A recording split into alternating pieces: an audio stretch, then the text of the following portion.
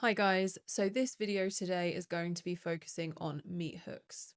I am going to take you through a couple of things that I often see people doing, which can make it tricky to train and execute a meat hook, and what you can do to work on these things so that you are training your meat hook with a good understanding of the movement and seeing success. If meat hooks are something that you are very interested in learning, or you want to refine your technique, or you're an aerial coach who wants a better understanding of how to coach it to your students, or even just more tools that you can use alongside what you already know, I'm going to be running a 90-minute masterclass next week called Mighty Meat Hooks.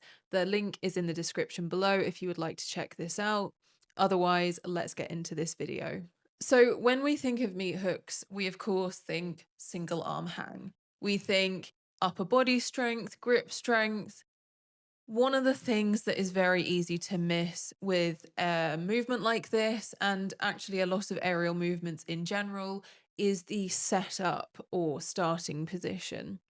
So one of the things that is very, very common when people are working on meat hooks is to start bringing their legs across their body, trying to load more weight into one arm. But as this happens, the hips start to fall away.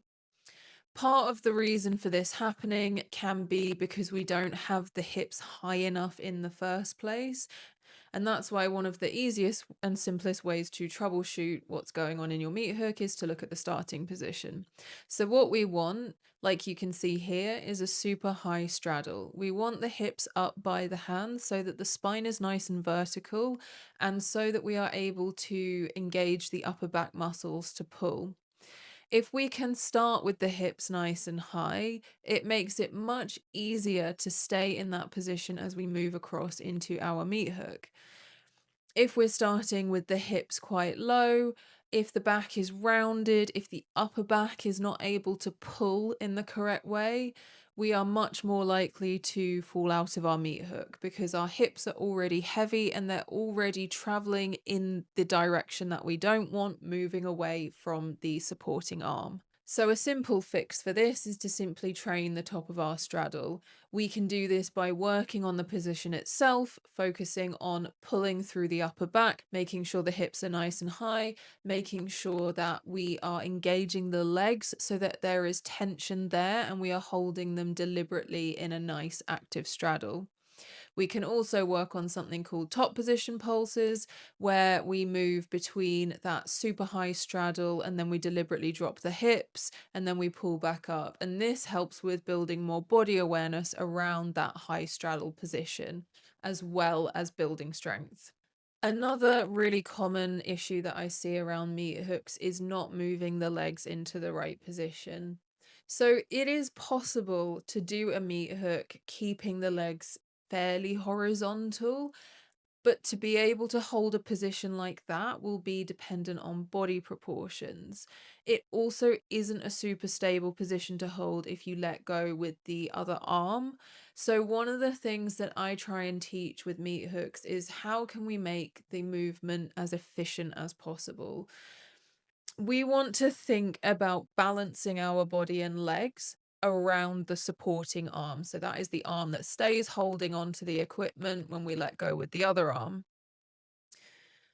In order to do this, we need to think about bringing our legs and our feet towards our head. And the reason for this is because we're then shifting weight in the opposite direction to where our hips are. And our hips are often the heaviest part to maneuver. If you start falling out of your meat hook, it's normally the hips that are coming away from the arm. So to help keep everything nice and close to the supporting arm, we want to think about piking at the hips, particularly the bottom leg as it comes around, and thinking about trying to pull the feet in towards our head.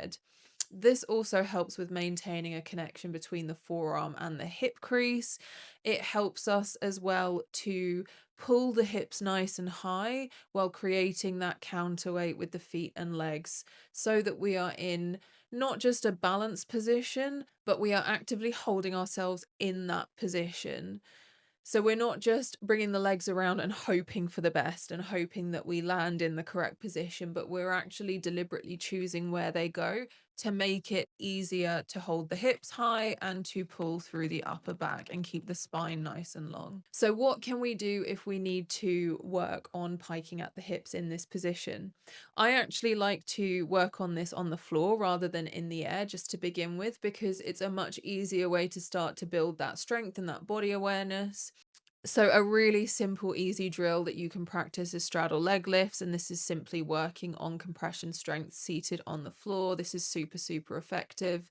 Another exercise that I like to use is something called single leg V-sit with a twist, where we do a single leg V-sit. We try and bring the leg that we are reaching towards nice and high, and then we twist through the spine, which kind of simulates what's going on in our meat hook. It's not identical to the position in the air, but it's very, very similar. And it just helps with understanding how to have that nice tall spine, rotation through the middle of the back, while also compressing, piking at the hip. So, like I said, those are two of the common issues that I see. There are more things that can go wrong with a meat hook. There are more things that we can assess in somebody's body to see if they are missing strength, control, body awareness. And then we can, of course, train in a way that will address these things. Like I said earlier in the video, I am running a 90-minute masterclass all about meat hooks. I'm really looking forward to this. It's going to be super educational, focusing on the theory behind the meat hook, focusing on how you can assess your own body and your students' bodies to really understand what's missing and then what you can do to work on this. The link is in the description below. Thank you so much for being here, and I will see you in the next video.